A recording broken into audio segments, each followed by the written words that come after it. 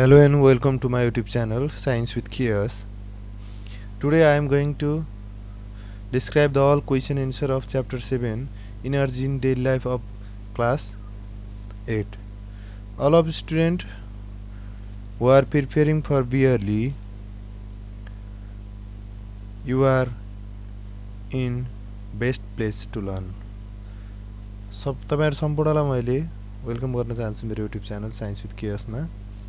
आज म तपाईहरुलाई chapter 7 energy in daily life को पार्ट 3 साउन्ड भन्ने साउन्डबाट सबै क्वेशन एन्सर को सोलुसन प्रोवाइड गर्न गइरहेको छु। अलरेडी मैले पार्ट 1 पार्ट 2 मा हिट लाइट वेभ सबैको भिडियो राखिसकेको छु भने पार्ट 3 मा एनर्जी इन डेली लाइफ को पार्ट 3 मा साउन्डबाट सबै क्वेशन एन्सर डिस्कस गर्न गइरहेको छु। First of all I am going to start my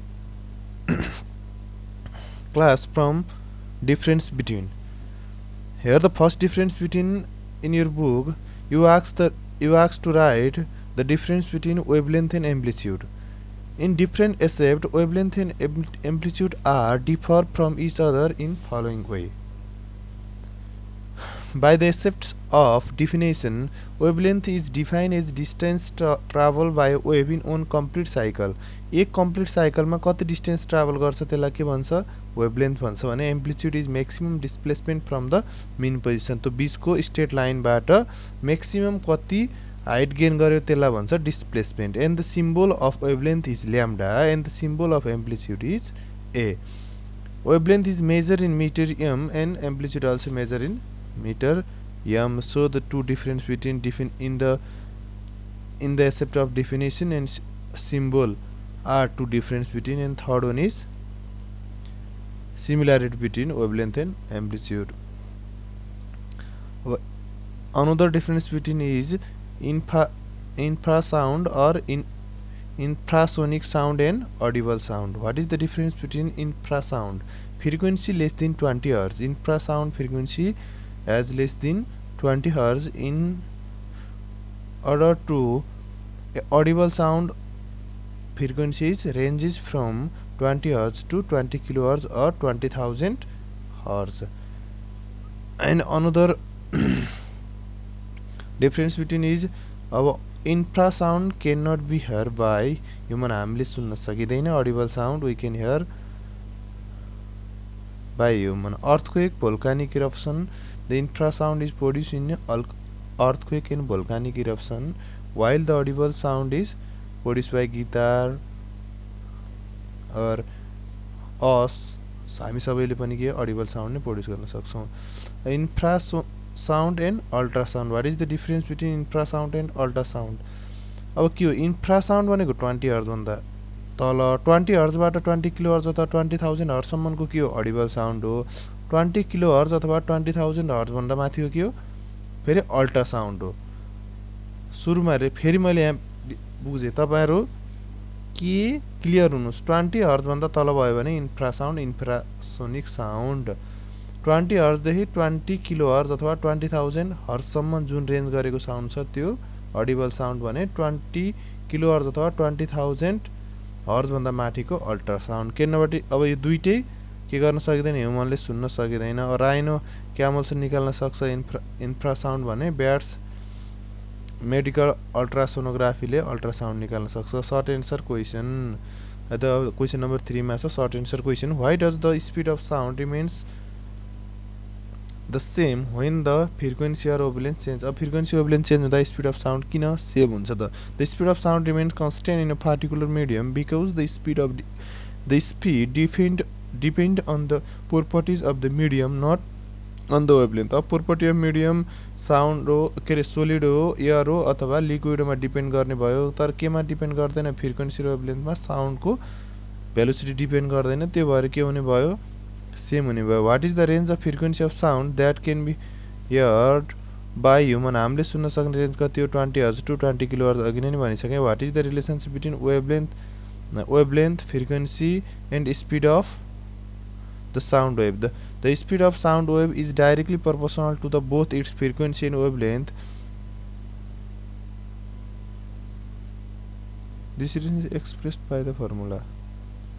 speed is equal to frequency and wavelength speed is equal to frequency plus multiply by wavelength अब यहाँ माथिको एउटा क्वेसनमा ल हेर्नुहोस् है फेरि यहाँ केमा फ्रिक्वेन्सी र वेभलेन्थमा डाइरेक्टली के गर्दैन डिपेन्ड गर्दैन तर वेन वेभलेन्थ इन्क्रिज के हुन्छ तपाईहरुले वेभलेन्थ इन्क्रिज हुँदा फ्रिक्वेन्सी के हुन्छ डिक्रिज हुन्छ तिनीहरु दुईटाको केले गर्दा रेशियोले गर्दा के हुने भयो प्रोपोर्सनली इट मेन्टेन सेम स्पीड यहाँ क्वेसन नम्बर ए र यहाँ क्वेसन नम्बर सी मा हेर्नुस् है क्वेसन नम्बर ए मा भनेको छ why does the speed of sound remain the same when the frequency र वेभलेन्थ चेन्ज फ्रिक्वेन्सी र वेभलेन्थ चेन्ज हुँदा किन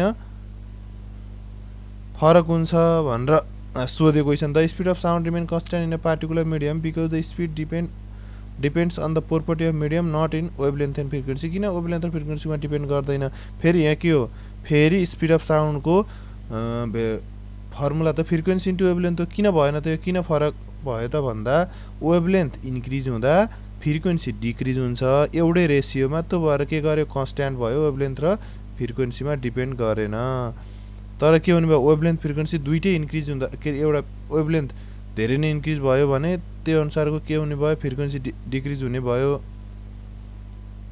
तिनीहरु दुईटाको मल्टिप्लाईले के दिने भयो फेरि भेलोसिटी अफ साउन्ड वेभ दिने भयो v equal to f into lambda where v is the speed of sound wave in metre per second f is the frequency of sound wave in hertz and lambda is the wavelength of sound wave in metre draw a neat and clean diagram of the sound wave the given diagram in the screen is the neat and clean diagram of the sound wave and another question is what is the ultrasonic wave name two animals that can produce the ultrasonic wave is the sound wave with the frequency higher than 20 kilohertz or 20 kilohertz भन्दा माथिको के हो ultrasonic हो and the animals bat and rats ले produce गर्न सक्छ right any two application of the ultrasound को application के हो use in ultrasonography USG to check the growth of baby को के रे प्रेग्नेन्ट वुमनको पेटभित्र भएको बच्चाको अवस्था चेक गर्न यो ग्रोथ चेक गर्न कति ग्रोथ भइरहेको छ भन्ने चेकअप गर्नको लागि अल्ट्रासोनोग्राफी USG युज गरिन्छ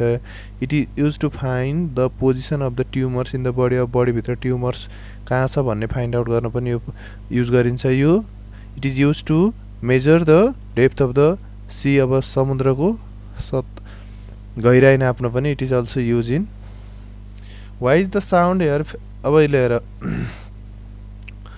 सोर्सबाट टाढा पुग्दा साउन्ड किन अब सुस्त सुनिन्छ the intensity of sound decrease with distance because energy is spread over a larger area and some energy is absorb or reflected by the medium अब धेरै ठाउँमा के हुन्छ छरिन्छ त्यसले यो ल्यायो अब अर्को write two effect of sound pollution and two way to minimise its अब दुईटा इफेक्ट के हो त डिफिकल्टी टु हियरिङ अब सुन्नकै लागि गाह्रो बनाइदिनु भयो ब्लड प्रेसर इन्क्रिज गराइदिनु भयो साउन्ड पोल्युसनले वेट के मिनिमाइज गर्ने त साइलेन्सर भेकरमा साइलेन्सर राख्ने बाइक पड्काउँदै हिँड्नु भएन साइलेन्सर युज गर्नु पर्यो भेकल्समा एफरेस्टेसन नियर रोड्स एन्ड इन्डस्ट्री जोनमा एफरेस्टेसन गर्नु पर्यो अब न्युमेरिकल अब क्वेसन नम्बर 4 मा छ सल्भ दिस न्युमेरिकल प्रब्लम भनेर calculate the wavelength of the sound wave the speed of अब स्पीड पनि दियो फ्रिक्वेन्सी पनि दियो अब वेभलेन्थ पत्ता लगा भन्यो हामीलाई त के थाहा छ अब ल्याम्डा भनेको त v/f हो अथवा भेलोसिटी भनेको ल्याम्डा इन्टु f हो भने त्यही फर्मुलाबाट के आयो ल्याम्डा भनेको v/f आयो v को भ्यालु पनि थाहा छ f को भ्यालु पनि थाहा छ आइहाल्यो calculate the speed of sound अब स्पीड निकाल्नको लागि के गर्ने ल्याम्डा इन्टु f गर्ने अब ल्याम्डा भनेको वेभलेन्थलाई फ्रिक्वेन्सीले मल्टिप्लाई गरेपछि के आउँछ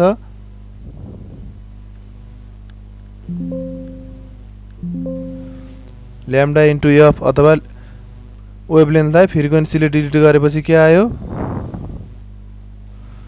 वेभलेन्थलाई फ्रिक्वेन्सीले डिलिट गरे पछाडि स्पीड अफ साउन्ड आयो दुईटालाई यहाँ वेभलेन्थ पनि दियो फ्रिक्वेन्सी पनि दियो दुईटै मल्टिप्लाई गरे पछाडि के आयो वेभलेन्थ आयो अब अर्कोमा छ यहाँ के अब यो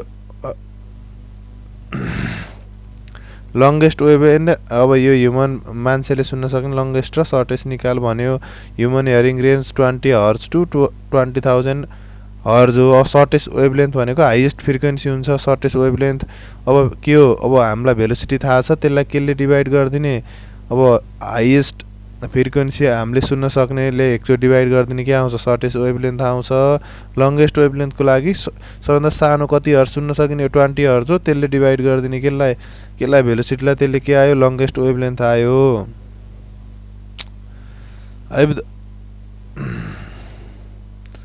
ल हेर्नु है, अब यहाँ 2 × 10⁻⁵। अब यो क्वेसन नम्बर डीमा इन्टेन्सिटी दियो, एरिया दियो, टाइम दियो। अब इनर्जी भनेको intensity multiply by area multiply by T हो, तिनटालाई मल्टिप्लाई गरिदिएपछि आयो। ओके, अब यति नै हो। यसमा तपाईँहरूलाई अरू कुनै भिडियो आवश्यक छ भने सर यो जान्ने यसको हालिदिन भनेर भन्न सक्नुहुन्छ, म त्यो भिडियो बनाएर राख्नेछु।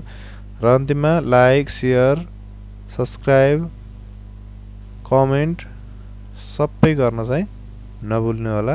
Thank you, bye bye all, take care.